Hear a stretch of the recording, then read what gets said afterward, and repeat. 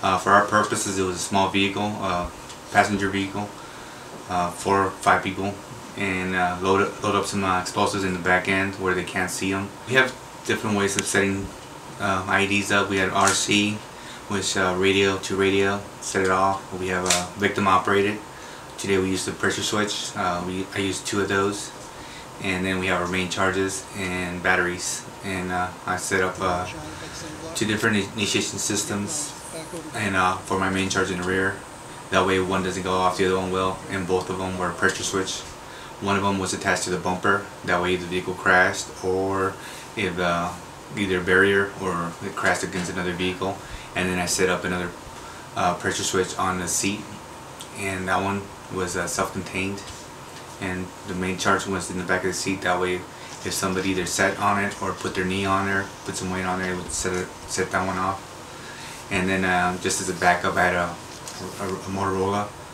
But since we use the different electronic systems, the Motorola was defeated. This is our job.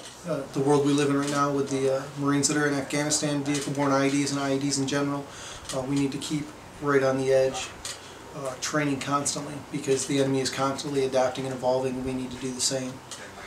Anytime you fail or you set off a buzzer, do something wrong, it's a learning point, but it's something you don't want to do, because in real life you don't get a second chance.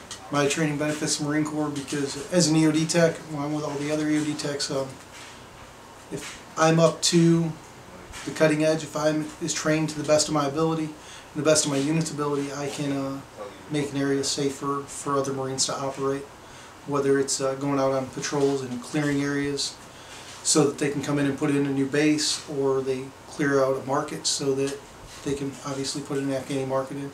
It's going to help the Marine Corps to make it a safe area for the Marines and for the local nationals in the area.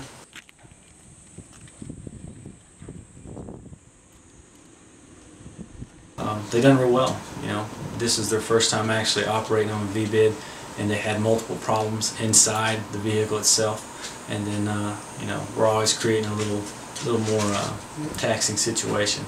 All of a sudden in the background there's some gunfire, or over on the side the commander's always probing you for information. It's hard sometimes to break away from what you're doing to answer those questions, but it's what we're supposed to do. That way the commander on the ground can make the best informed decision for his Marines to keep them as safe as he possibly can while we're doing our job. So all in all, they've done a good job. We had classes on how to conduct ourselves on VBID problems before, so they put it together, and next time I think it'll be pretty much flawless.